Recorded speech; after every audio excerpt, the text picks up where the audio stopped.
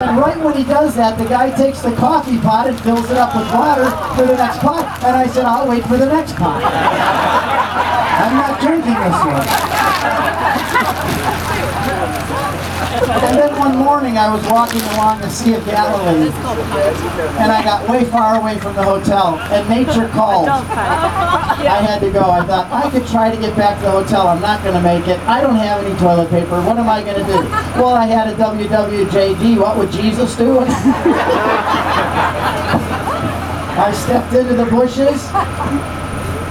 I picked some leaves off the branches to wipe with, hoping they weren't some kind of Israeli poison ivy plant that I didn't know. And then when I stood up and walked out of the bushes, I just said to myself, my goodness, this is what Jesus and Peter and Andrew and Mary did every day. They did not have porcelain toilets. They didn't have toilet paper.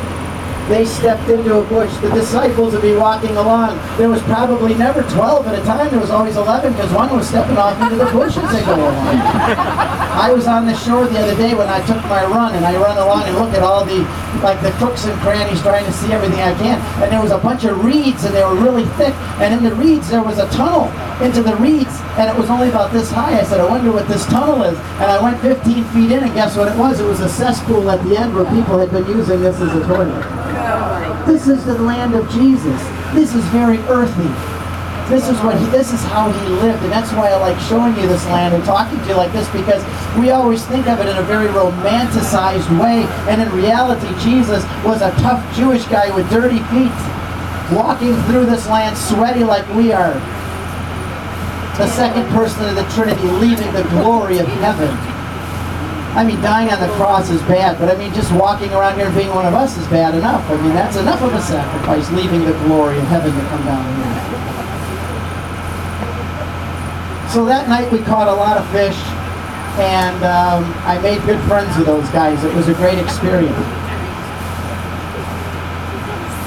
So that's just a little bit about my journey that night on the Sea of Galilee, but it certainly changed my perspective on a lot of things. And helped it. I love it because when you love to teach the Bible and you love to explain to people the Catholic faith, to have walked here and been in this land, it is really, really helpful. So I want to point out a few things on the shore for you now. First of all, this is the Golan Heights on this side, to your left. These are the Golan Heights. That used to be Syria, now it's Israel.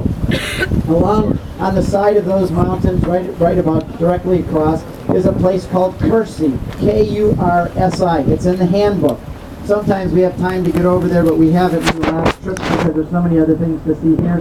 But Kursi is the place where Jesus took the boat across the sea, and he cast the devils, remember, into the pigs, and they ran into the sea. And in Kursi, there's a place up in the side of the hill where the tombs were, the caves and the tombs where this Gadarene lived. And there's a cliff there where the pigs ran down into the sea, and there's Byzantine churches there. Remember where we had Mass the first night when you were all half asleep? If you look across, if the boat is heading towards 12 o'clock, look about 9:30. See those two buildings there with the orange roofs, the gray buildings with the orange roofs on them? See the one with the little steeple kind of coming up on the right-hand side?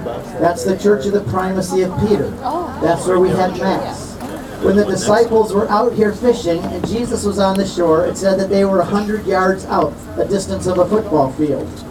So this is where they were closer in, but that is the place where Jesus came and fed them the bread and the fish at the charcoal fire on the Sea of Galilee in John chapter 21. Then if you go from there up the hill a little bit, see the clump of trees there with the great dome in the middle of it? That's where we had Mass yesterday morning. That is the Mount of Beatitudes. See the theater-like shape of it? See how it rises up there like a theater? This is where the people were sitting and where Jesus spoke, and the breeze carried his voice right up to all the people there at the top of the Mount of Beatitudes.